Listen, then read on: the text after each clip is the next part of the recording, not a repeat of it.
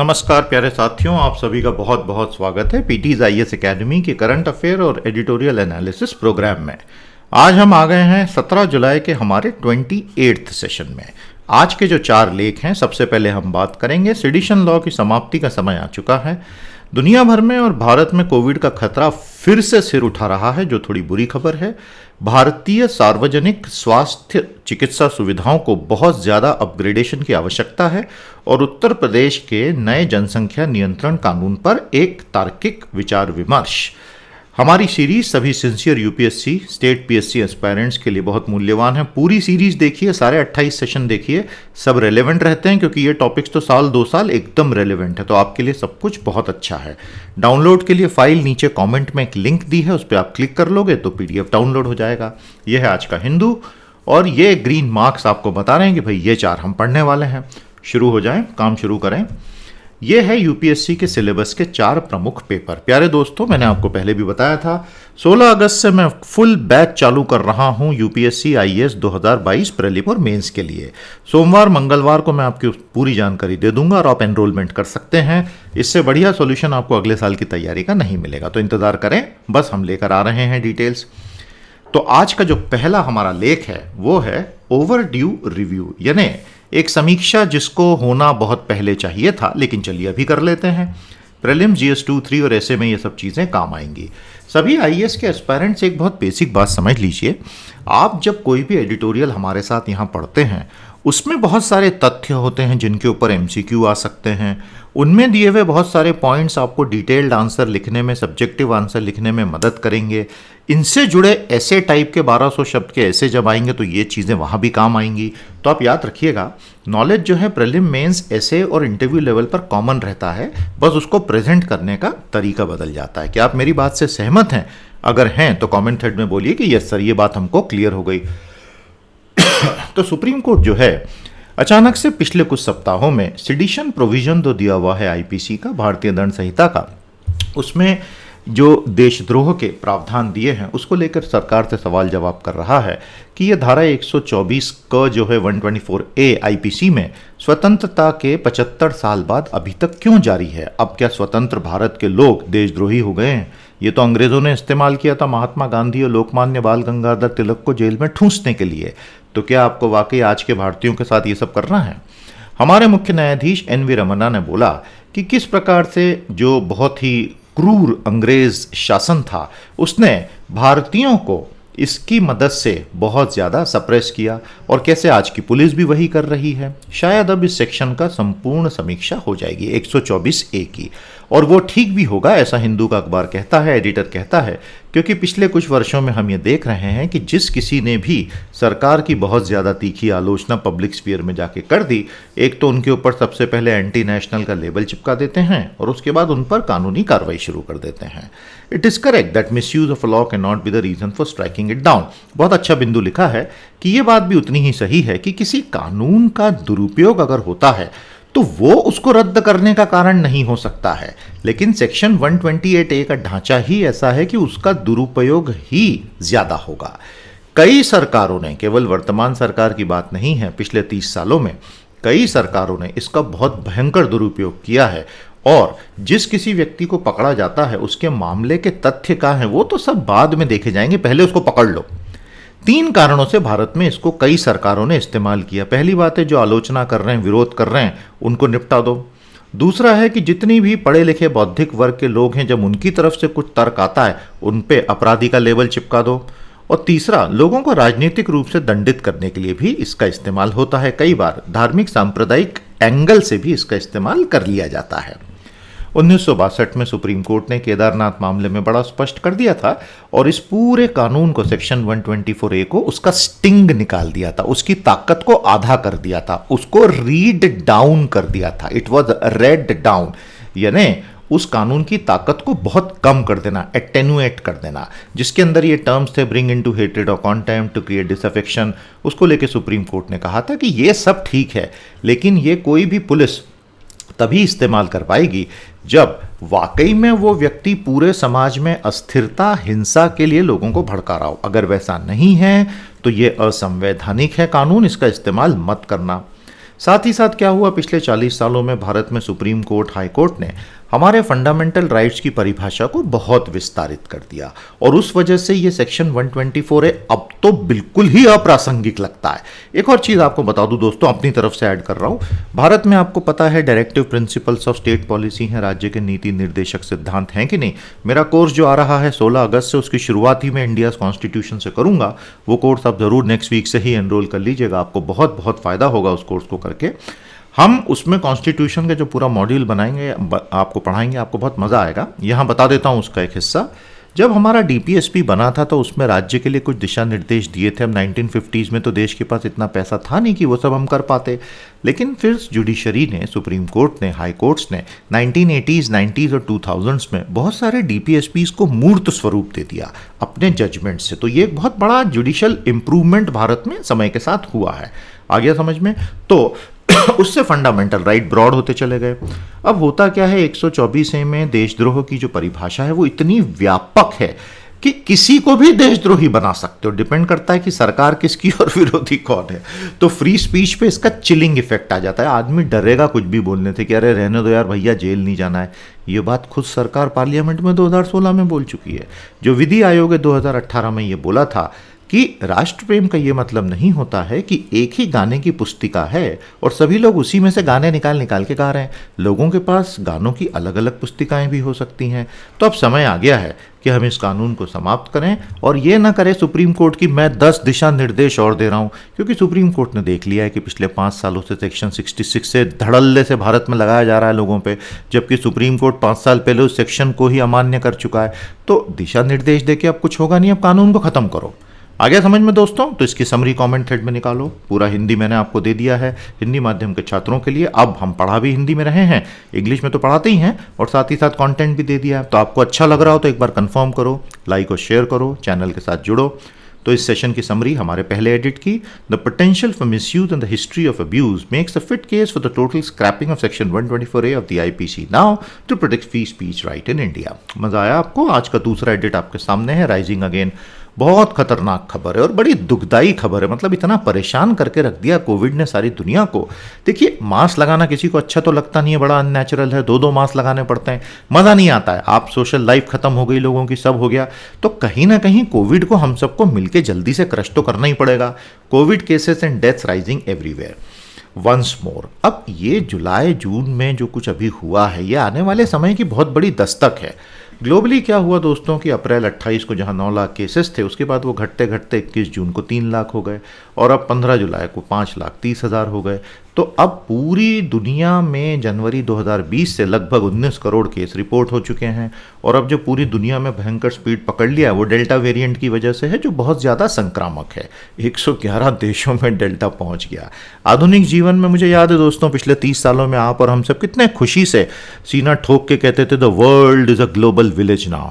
अब global village तो हमने बना दिया एयरक्राफ्ट कनेक्टिविटी से, उसके परिणाम क्या हो रहे हैं? वायरस 24 घंटे में सारी दुनिया में पहुंच रहे हैं। तो कहीं ना कहीं आधुनिक ह्यूमन सभ्यता नेचर के सबसे बड़े खतरों, वायरसेस, बैक्टीरिया, पैथोजन, फंगाई के सामने अपने आप को पूरी तरह वल्नरेबल बना के बैठ गई है। आने वाले 50 सालों की ह्यूमन सिविलाइजेशन की ये बहुत बड़ी चुनौती होने वाली है दोस्तों।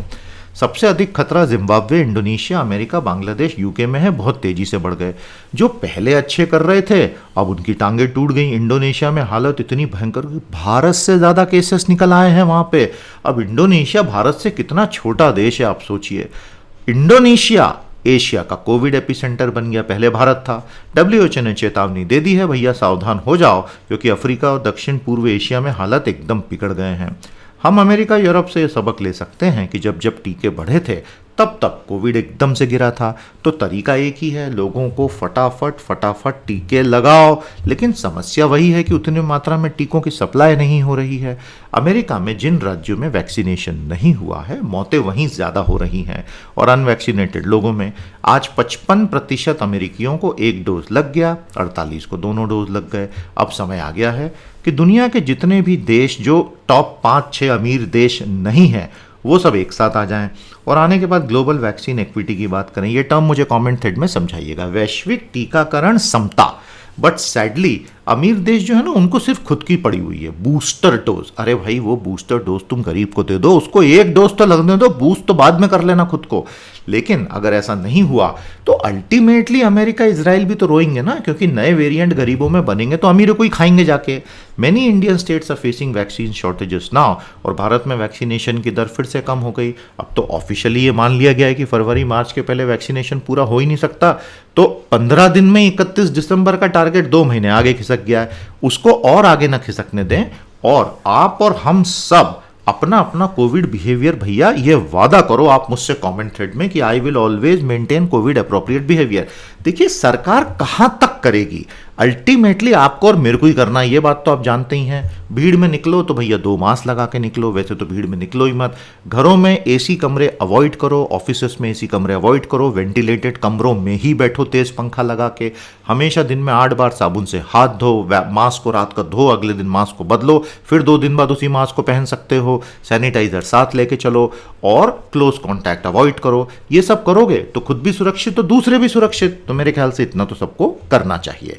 हिंदी का पूरा लिख के भी आपको दे दिया है। हिंदी माध्यम के छात्र थोड़ा जरा प्यार दर्शाइए कमेंट्स में। और ये रही इसकी summary. The world is now witnessing another rise in Covid and death, and only a globally coordinated vaccine push coupled with right Covid behaviour can save humanity from a deadly third wave.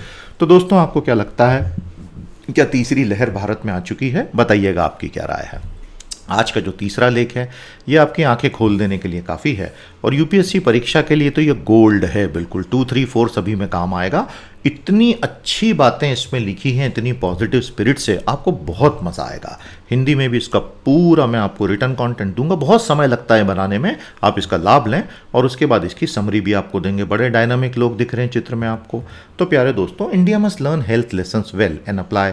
इतना कुछ हो गया पिछले 2 सालों में, अब समय आ गया है कि भारत देश, भारत के नागरिक, भारत की सरकारें सही सबक सीखें स्वास्थ्य को लेके। हमारे नए स्वास्थ्य मंत्री आए हैं, उनको बहुत बहुत बधाई। अब उनको कुछ ऐसे सबक सीख लेने चाहिए जो कोविड हमें सिखा के गया है।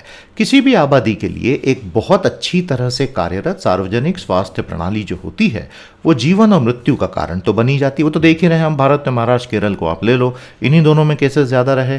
दोनों का per capita state GDP almost बराबर है। महाराष्ट्र बहुत बड़ा राज्य है जीडीपी के हिसाब से केरल से, लेकिन जब आप पर कैपिटा जीडीपी की बात करते हो तो उसमें आप क्या करते हो, स्टेट जीडीपी को आबादी से डिवाइड कर देते हो। तो ऑथर का कहना है कि महाराष्ट्र और केरल में प्रति व्यक्ति घरेलू उत्पाद, राज्य घरेलू उत्पाद बराबर है, लेकिन कोविड से मृत्यु दर दोनों की बहुत अलग है। केरल की है 0.48%, महाराष्ट्र की उससे 4 गुना है। मतलब एक महाराष्ट्रियन व्यक्ति एक केरल के व्यक्ति से 4 गुना अधिक मौत संभावित है। तो ये तो ठीक नहीं है।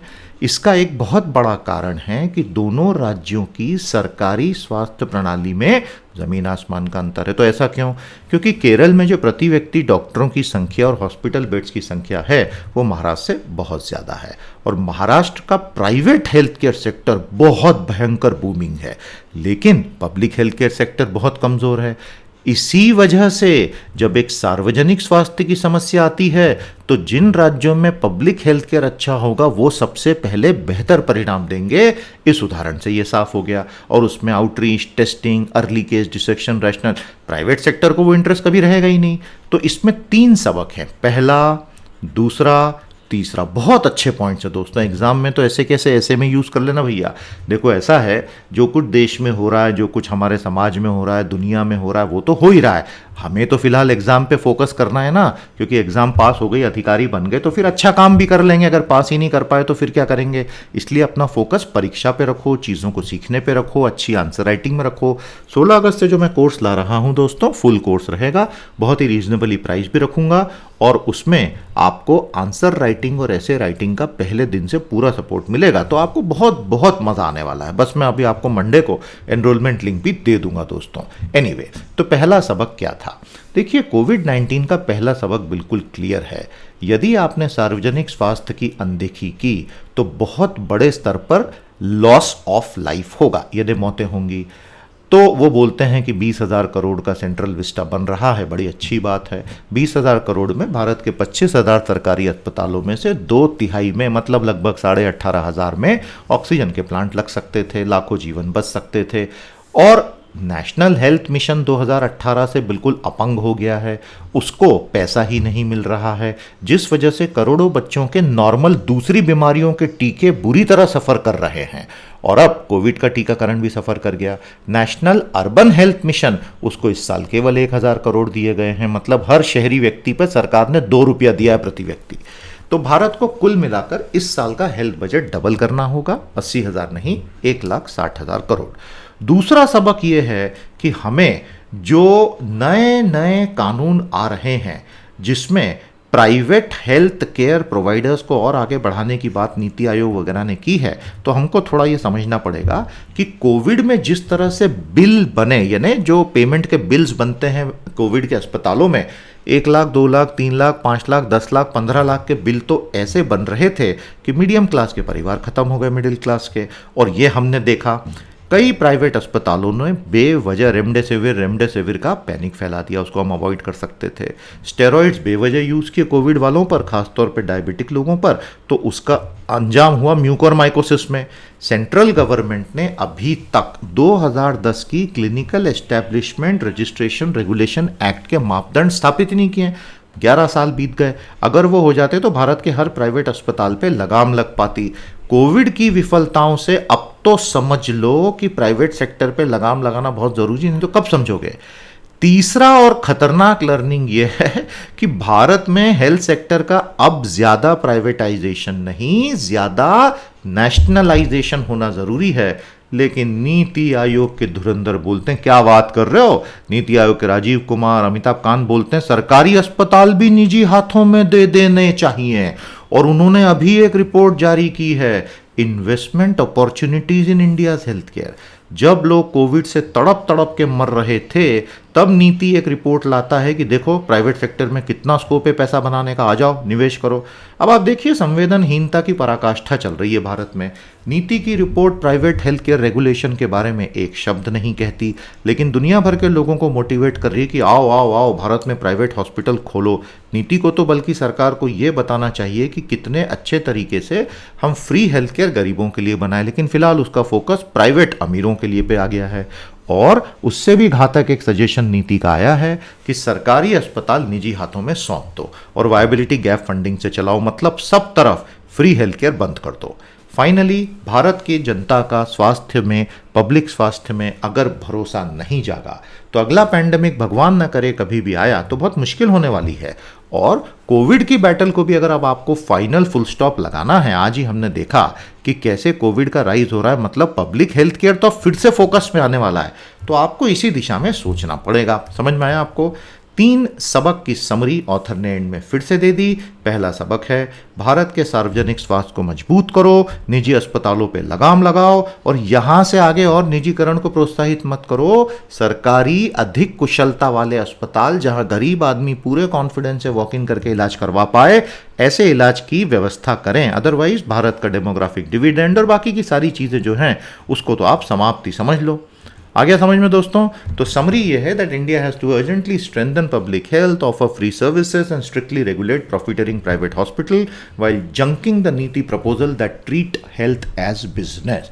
राजीव कुमार और कान साहब मुझसे, मतलब हिंदू के अखबार के इस एडिटर से भयंकर नाराज होने वाले हैं, हमारा आधार स्क्रैप न कर दे कहीं।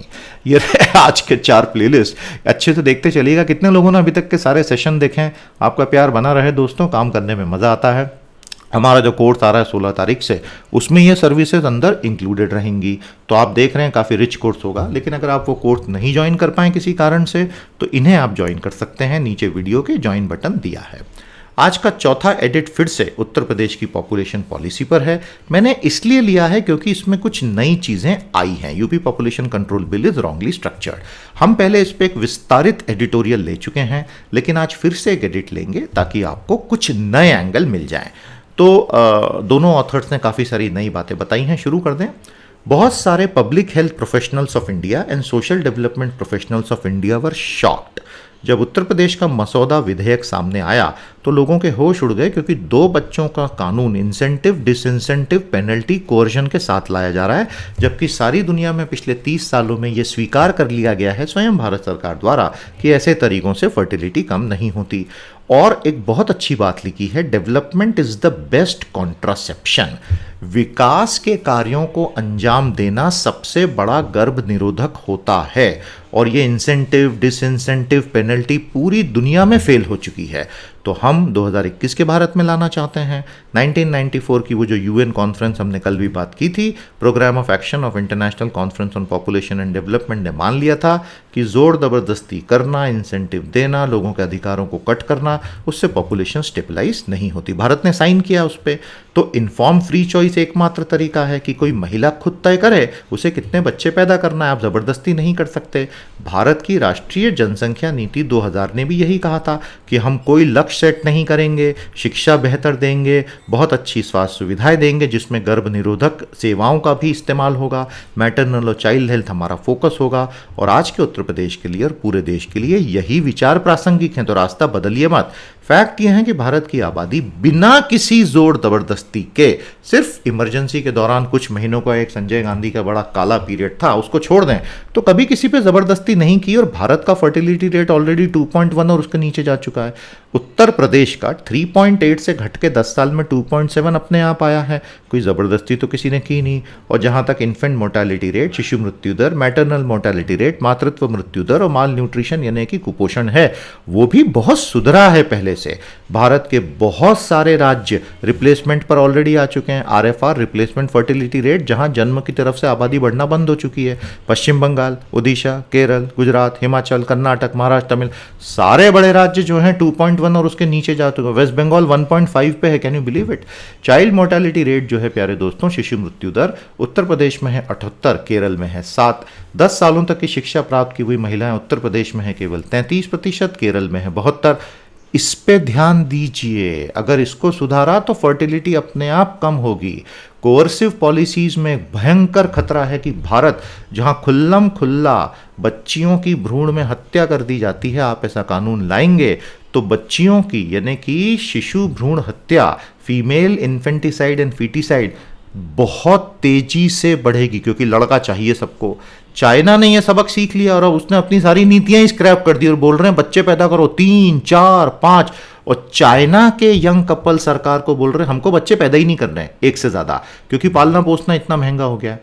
यही चीज भारत में हुई है और इसीलिए आज आप पाएंगे कि ज्यादातर घरों में 1 या 2 बच्चे ही मिलते हैं। बिल्कुल लेटेस्ट पिछले 5-7 साल का ट्रेंड बता रहा हूं। और वो ट्रेंड अब रिवर्स नहीं होने वाला है, क्योंकि महिलाओं की शिक्षा तो बढ़ती जानी है ना। यहां से उत्तर प्रदेश का चाइल्ड सेक्स रेशियो केवल 903 है, केरल का 1047 है, तमिलनाडु का 954 है। और इस कानून से तो ये और गिर जाएगा। तो हम एक बात समझ लें कि जो सबसे गरीब है उस पर इस कानून की मार ज़्यादा पड़ेगी। और ऐसे कानून लाने के बजाय राइट टू हेल्थ बिल क्यों नहीं लाते हैं कि स्वास्थ्य का अधिकार का कानून अगर ले आए तो ऑटोमेटिकली लोगों को स्वास्थ्य की सुविधाएं, शिक्षा मिलेगी, तो अपने आप फर्टिलिटी कम हो जाएगी। और स्टेट पर दंड लगना चाहिए कि गरीबों को वो सही कॉन्ट्रासेप्टिव क्यों नहीं दे पाया। क्योंकि ऐसा बताते हैं कि उत्तर प्रदेश में और दूसरे भी कई राज्यों में बहुत सारे कपल जो कॉन्ट्रासेप्टिव्स की डिमांड करते थे, स्टेट उनको सप्लाई ही नहीं कर पाता था। तो कहीं ना कहीं अपने नागरिकों को हम बिल्कुल अपरिपक्व, इमेच्योर बच्चे समझना बंद करें। ये वयस्क हैं, ये अपने डिसीजन खुद ले सकते हैं। स्टेट अपने आप को पितामह न बनाए। स्टेट हमारा सेवक है, सेवक ही रहे, पितामह न बने। और पिछले 40-50 सालों के साइंटिफिक और सोशल एविडेंस को नकारिए मत। उससे खतरा यह है कि हम गलत दिशा ले लेंगे। तो कहीं ना कहीं गरीबों को और अविकसित परिवारों को दोष देना, जबकि गलती स्टेट की भी उतनी ही है कि उनको शिक्षा और स्वास्थ्य नहीं दे पाया, ये अपनी गलतियों को दूसरे पे ढोलने का काम है। अगर उससे हम बचेंगे तो एक पॉजिटिव एटीट्यूड से वो कर पाएंगे जो भारत के दूसरे राज्यों ने किया है, विशेषकर दक्षिण और पश्चिम के राज्यों ने। आ गया समझ में? हिंदी में भी सब दे दिया है और ये रही समरी। Any coercive population control law is against decades of scientific and social evidence gathered in India and around the world and must not be pursued at all. आज की हमारी जो करंट न्यूज है, यूरोप में बहुत सालों के बाद सैकड़ों लोगों की मौतें बाढ़ में हो रही है। जर्मनी के शहरों की सड़कों पर बहता पानी इतना भयानक है कि पूछिए मत। तो ये कहीं ना कहीं बदलते पूरी जलवायु की ऐसी हालत है कि रशिया ने अमेरिका को बोला है कि अफगानिस्तान से जो आप ऐसा रातों रात निकल के गए हो, उसने इतना बड़ा वैक्यूम क्रिएट कर दिया है कि सबकी मुसीबत क्रिएट हो गई है। कामत साहब कहते हैं, बहुत बड़ा नाम है केवी कामत, कि सरकार को फिस्कल डेफिसिट बढ़ाकर भी अगर थोड़े से डेवलपमेंटल डोल्स देने पड़े तो देने चाहिए।